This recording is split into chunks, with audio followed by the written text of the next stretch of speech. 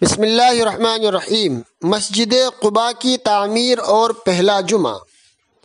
مدینہ منورہ سے تقریباً 3 میل کے فاصلے پر ایک چھوٹی سی بستی ہے جس کا نام قباء ہے۔ یہاں انصار کے بہت سے خاندان آباد تھے اور کلثوم ان کے سردار تھے۔ ہجرت کے دوران نبی کریم صلی اللہ علیہ وسلم نے پہلے قباء میں قیام فرمایا اور کلثوم کے گھر میں مہمان ہوئے۔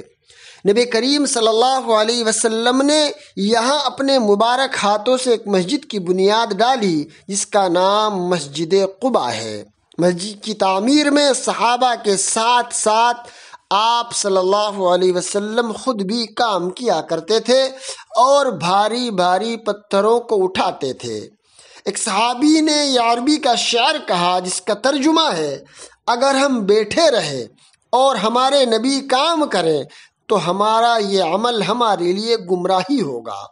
اور یہی وہ مسجد ہے جس کی شان میں قرآن کریم میں ہے: لَمَسْجِدٌ أُسِّسَ عَلَى التَّقْوَى مِنْ أَوَّلِ يَوْمٍ۔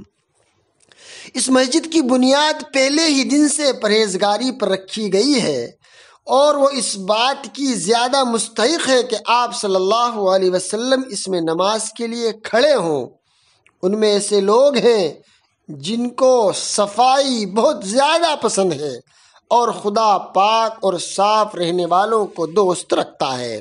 نبی کریم صلی اللہ علیہ وسلم یہاں 14 دن قیام فرما کر جمعے کے دن مدینہ طیبہ کے لیے روانہ ہو گئے اور مدینہ پہنچ کر آپ صلی اللہ علیہ وسلم نے پہلا خطبہ جمعہ دیا اور نماز جمعہ پڑھائی۔